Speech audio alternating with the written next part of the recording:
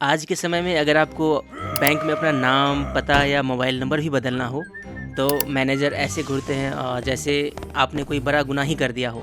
लेकिन ज़रा सोचिए कि अगर हमारी केंद्र सरकार को पूरे राज्य का नाम बदलना हो, या फिर उसका नक्शा बदलना हो, या फिर राज्यसभा सीटें बदलनी हो, तो क्या उसे संविधान में संशोधन करने के लिए अनुच्छेद 368 वाले उस मुश्किल या यूं कहें कि भारी भरकम रास्ते से गुजरना पड़ता है?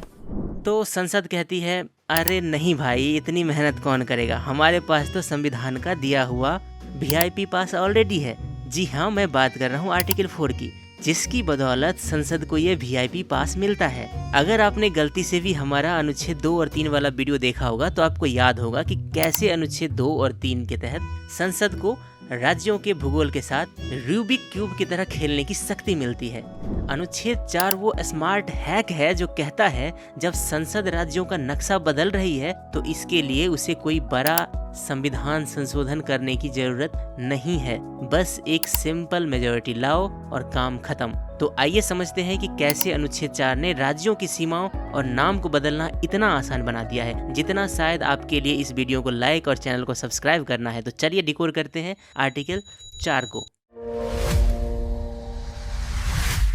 एक बार सोच कर देखिए कि जब नए राज्यों का भारत में प्रवेश होगा तो क्या होगा, या फिर अगर भारत द्वारा नए क्षेत्रों को एक्वायर किया जाएगा तो क्या होगा, या फिर जब वर्तमान राज्यों के सीमाओं एवं नामों में परिवर्तन लाया जाएगा तो फिर क्या होगा।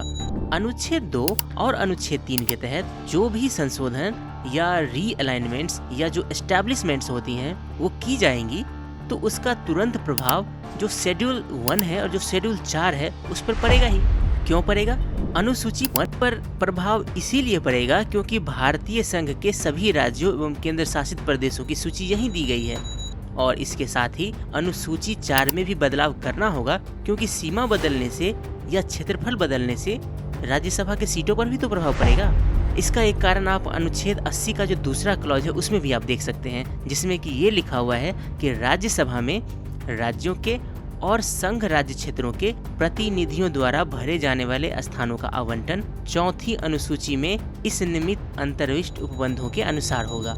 चूंकि सीट निर्धारण में क्षेत्रफल का बड़ा महत्व होता है, इसीलिए क्षेत्रफल में बदलाव होने पर सीटों पर भी स्वाभाविक रूप से असर पड़ेगा। अब इन सारी चीजों को आप ध्यान में रखिए और इसे पढ़िए। ये है अनुच्छेद 4। अगर आप इसे पढ़ेंगे तो आपको यही पता चलेगा कि सीमाओं में जो परिवर्तन अनुच्छेद 2 और 3 के तहत किया जाता है उसी काम को यह एक आधार प्रदान करता है। कैसे करता है, इसके लिए आपको ध्यान से देखने होंगे इसके दोनों खंडों को। आइए सबसे पहले इसके पहले खंड को देखते हैं कि इसका पहला खंड आखिर कहता क्या है।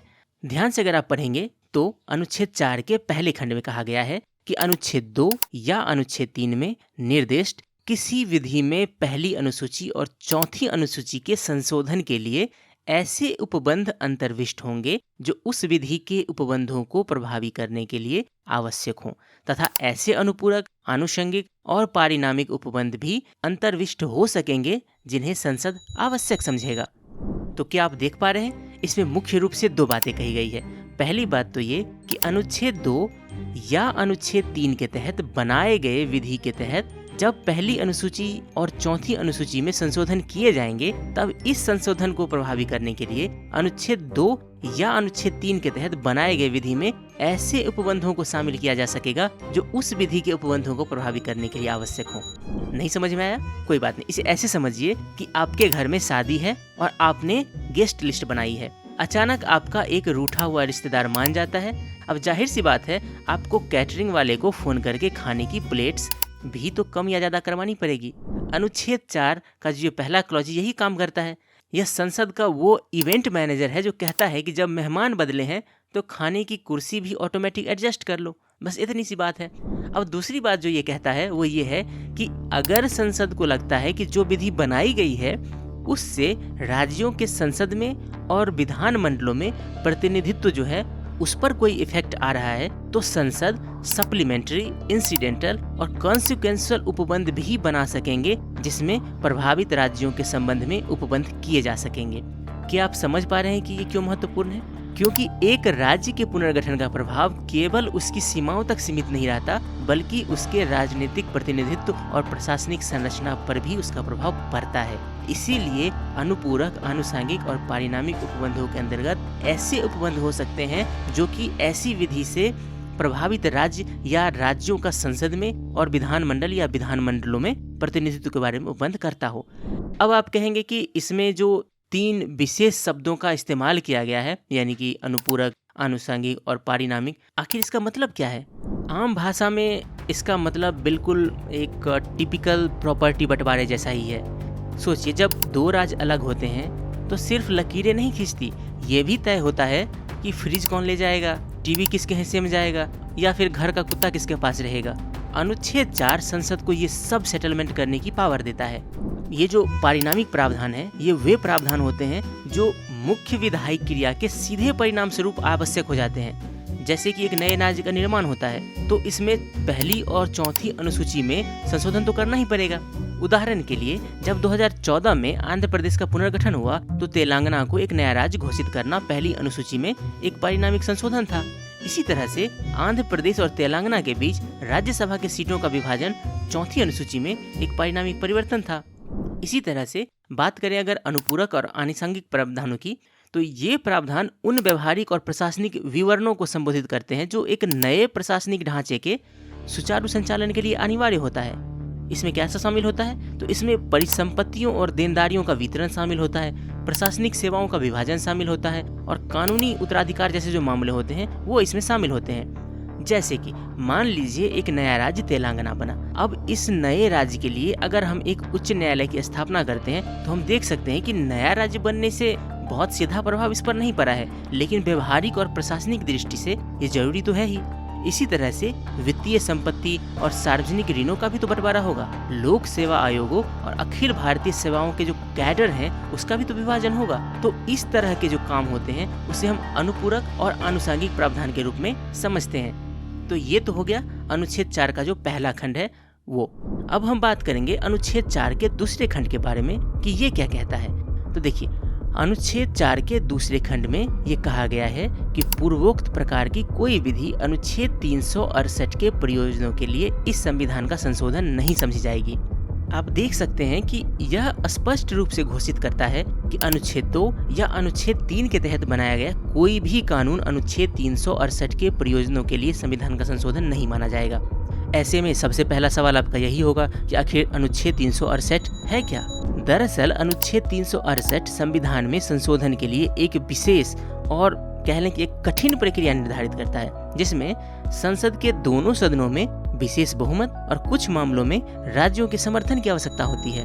अनुच्छेद 4 का जो दूसरा क्लॉज है वो इस जटिलता को ही समाप्त करता है और संसद को केवल सिंपल मेजॉरिटी के माध्यम से राज्यों के भूगोल को बदलने की शक्ति प्रदान करता है। तो यह जो प्रावधान है, यह प्रावधान भारतीय संविधान को एक लचीला चरित्र प्रदान करता है जो देश की जो इंटरनल रीऑर्गेनाइजेशन है या फिर हम कहें कि जो एडमिनिस्ट्रेटिव ईज है और जो जनता की आकांक्षाएं हैं उसके अनुरूप इसे बदलने की सहूलियत देता है।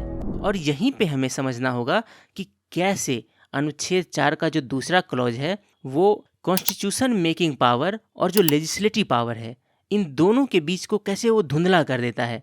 देखिए, कॉन्स्टिट्यूएंट पावर वह सर्वोच्च शक्ति है जिससे संविधान का निर्माण या संशोधन होता है, ठीक है, जबकि ये जो लेजिस्लेटिव पावर है यह वो सामान्य शक्ति है जिससे संसद संविधान के अधीन रहकर कानून बनाती है। सामान्यतः संविधान के किसी भी प्रावधान को बदलना कॉन्स्टिट्यूएंट पावर का प्रयोग माना जाता है और इसके लिए अनुच्छेद 368 की प्रक्रिया अनिवार्य होती है।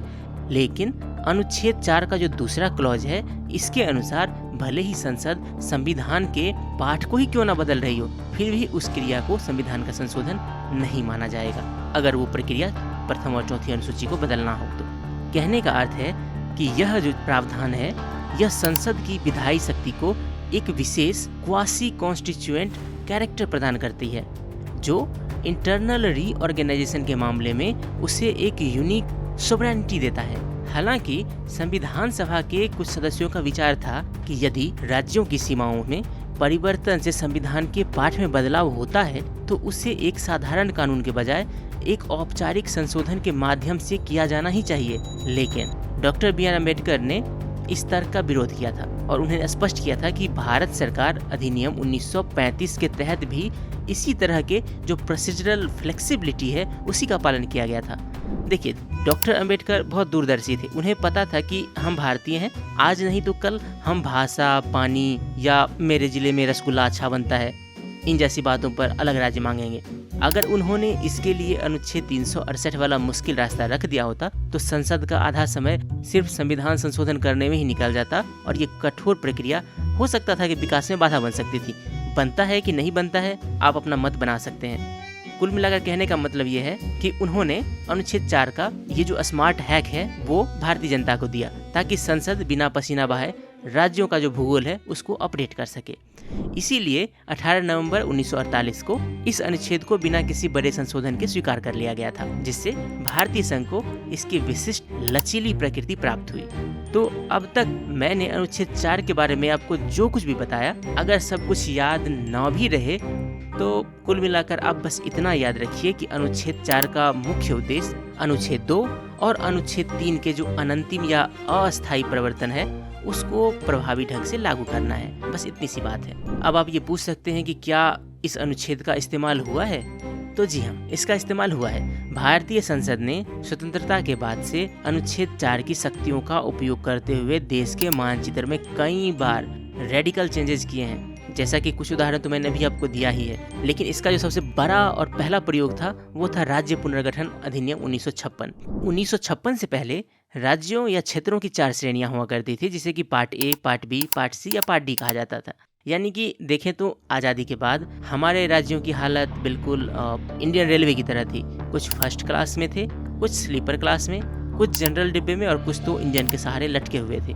लेकिन फजल अली आयोग की सिफारिशों के आधार पर राज्य पुनर्गठन अधिनियम 1956 बनाया गया और इस अधिनियम ने भारत की तत्कालीन राज्यों के 4 श्रेणियों वाले जो वर्गीकरण थे उसको ही समाप्त कर दिया और जाहिर सी बात है अब ट्रेन अच्छी चल रही है।